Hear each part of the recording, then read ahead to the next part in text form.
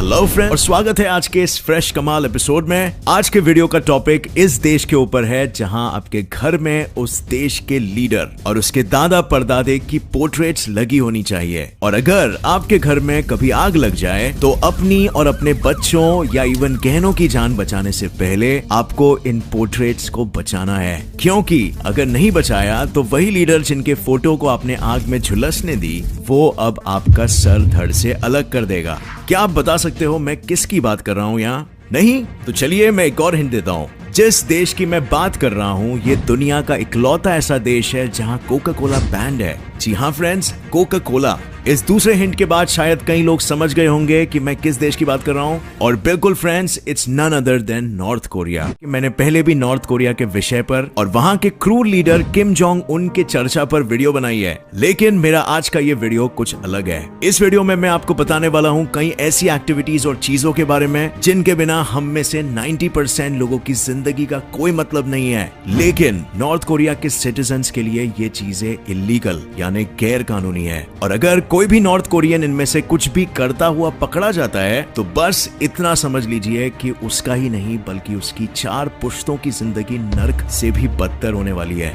तो इसी के साथ चलिए शुरू करते हैं हमारा आज का ये वीडियो, जिसका नाम है everything legal that is illegal in north Korea. So friends, मेरी इस लिस्ट की शुरुआत मैं कर ही चुका था उस चीज से जिसके बिना कोई भी पिज्जा, बर्गर या पास्ता अधूरा है। 2015 तक नॉर्थ कोरिया और क्यूबा ही ऐसे 2 देश थे जहां कोका कोला बैंड था। और जब 2015 में क्यूबा के इस सॉफ्ट ड्रिंक को लीगल कर देने के बाद नॉर्थ कोरिया के सिटीजन्स ही अकेले वो लोग बने पूरे दुनिया में जिन्होंने आज तक कोक को टेस्ट ही नहीं किया। लेकिन शायद वे लोग कोका कोला को उतना मिस ना करें जितना हम सोच रहे हैं। अगर हम डोमिनोज या मैकडॉनल्ड से खाना ऑर्डर करें तो हमें कोक ऑर्डर करने की तलब लगती है ना। लेकिन नॉर्थ कोरिया के लोगों को ऐसी संगीन दुविधाओं से नहीं गुजरना पड़ता, क्योंकि उन्होंने कभी पिज्जा और बर्गर का नाम भी नहीं सुना। जी हाँ फ्रेंड्स, इस लिस्ट पे दूसरे नंबर पे है इंटरनेशनल फूड आउटलेट्स। हर यूएस बेस्ड या फॉरेन फास्ट फूड आउटलेट जैसे McDonald's, Burger King, Domino's, Taco Bell etcetera यहाँ बैंड है। नॉर्थ कोरिया के निवासियों को अगर बाहर का खाना होता है तो वे सिर्फ लोकल खाना और स्ट्रीट फूड ही खा सकते हैं। और सिर्फ वेस्टर्न फास्ट फूड ही नहीं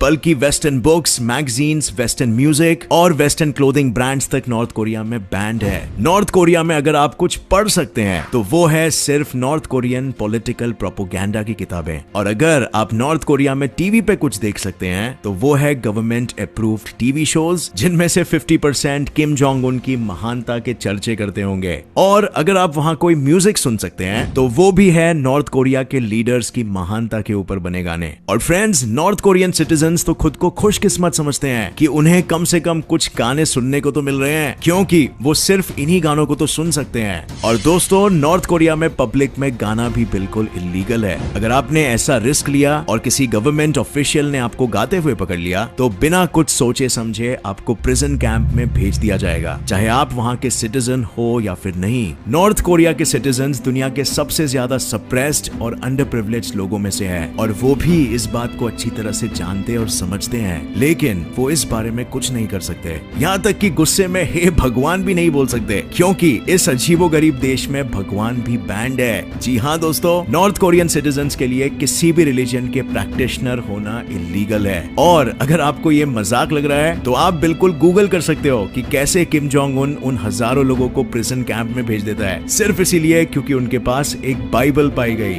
यहाँ क्रिसमस, थैंक्सगिविंग एटसेट्रा जैसे फेस्टिवल्स बैंड है। अगर कोई त्योहार यहाँ मनाया जाता है तो वो है किम जोंग उन की ग्रैंड मदर की याद में, जो एक देश का नेशनल हॉलिडे है। अब फ्रेंड्स, आपका तो पता नहीं, अगर इनकी जगह मैं होता तो शायद नशे में टुन होकर रियलिटी से खुद को मुक्त कर लेता। शायद आप ये सोच रहे होंगे, लेकिन sorry to break your heart friends, North Korea में अल्कोहल पीना भी लीगल है। और अगर आपको पीना ही है तो आप सिर्फ कुछ चुनिंदा दिनों पर ही दारू पी सकते हो, और वही दिन जो ऑब्वियसली गवर्नमेंट अप्रूव्ड है। लेकिन फिकर नॉट, क्योंकि भले ही यहाँ अल्कोहल बैंड है लेकिन यहाँ stuff out of all things legal है। और इतना तो बनता ही है बॉस, आखिर कोई भी सिटीजन बिना स्टफ फूके कैसे पूरे दिन रेडियो पे पॉलिटिकल प्रोपोगेंडा की बातें सुने और किम जोंग उन की गोल्फ प्रोग्रेस के बारे में सुनते रहे। लेकिन friends, you are out of luck over here too, क्योंकि इस देश में रेडियो को बंद करना भी इलीगल है। हर घर में गवर्नमेंट एक रेडियो इंस्टॉल करती है जिस पे दिन भर किम जोंग उन की जिंदगी और महानता के चर्चे होते रहेंगे। और अगर आपने नियमित समय से पहले पहले इस रेडियो को बंद कर दिया तो well the infamous north Korean overfilled काल कोठरी is waiting for you. North Korea एक डेमोक्रेसी है, आई मीन सीरियसली फ्रेंड्स, लेकिन इसके बावजूद भी आप किम जोंग उन के अलावा किसी को वोट नहीं दे सकते, क्योंकि नहीं ये इलीगल नहीं है मगर आपकी जान के लिए हानिकारक जरूर है। और अगर वहां का सिटीजन किम जोंग उन के लिए वोट करने से अच्छा वोट ना करना ही ठीक समझे तो ये हसीन ऑप्शन भी उसके पास नहीं है, क्योंकि वोट ना करना भी नॉर्थ कोरिया में इलीगल है। वैसे इन सब बातों में मैं खुद एक ऐसी चीज कर रहा हूं जो नॉर्थ कोरिया में भी इलीगल है, और लो मैंने फिर से वो इलीगल चीज कर दी। नॉर्थ कोरिया का नाम नॉर्थ कोरिया नहीं बल्कि Democratic People's Republic of Korea है, और ये बात अगर आपने नॉर्थ कोरिया जाने से पहले याद नहीं रखी तो वेल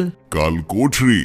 सो फ्रेंड्स, इसी के साथ होता है मेरा ये वीडियो का एंड, और अगर आपको ये वीडियो पसंद आया तो इसे लाइक जरूर करना, मेरे चैनल को बिल्कुल सब्सक्राइब करिए अगर आपने अब तक नहीं किया है तो, और नीचे दिए गए बेल आइकन को बिल्कुल दबाना, ये बहुत ही इंपॉर्टेंट है फ्रेंड्स अगर आपको आगे के वीडियोस भी मिस नहीं करने हैं तो। और गुड बाय अभी के लिए, बट फिर मिलेंगे बहुत जल्द, क्योंकि मैं भी किम जोंग उन जैसा ही हूँ, इतना जल्दी आपका पीछा नहीं छोड़ने वाला। Thank you for watching. जय हिंद।